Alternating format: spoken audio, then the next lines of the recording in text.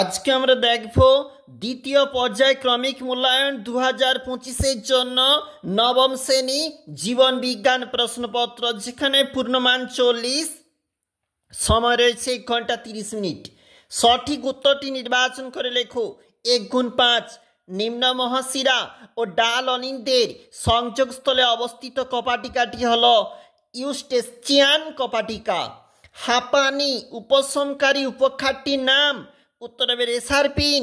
সন্ধান প্রক্রিয়ায় উৎপন্ন হয় ইথাইল অ্যালকোহল। পাইন গাছ একটি আংশিক পরজীবী উদ্ভিদ। রক্তে অনুচক্রিকার সংখ্যা কমে গেলে যে রোগটি হয় তা হলো সঠিক উত্তর পারপিউরা। দেখো 2 দাগের প্রশ্ন, নির্দেশ মতো উত্তর দাও। শূন্যস্থান পূরণ 1x3।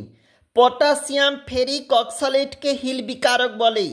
বিজ্ঞানী টমাস হাক্সলি প্রোটোপ্লাজমকে জীবনের ভিত্তিরূপে বর্ণনা করেন।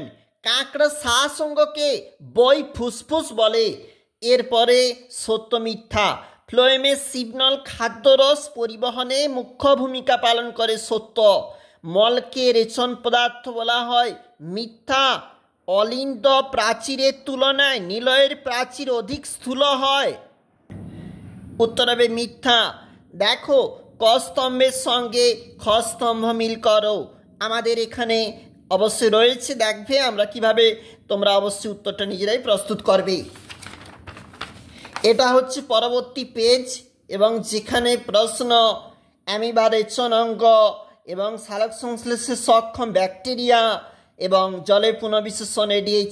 দেখো উত্তর একটু লেখা রয়েছে, বা তোমরা 2 দাগের যে প্রশ্নগুলা নিজেরা অবশ্যই করবে, এবং 7 দাগে যেখানে 5 নম্বরের প্রশ্ন বলেছে, প্রতিটি প্রশ্ন এখানে গুরুত্বপূর্ণ এবং তোমাদের জন্য অবশ্যই তুলেছি।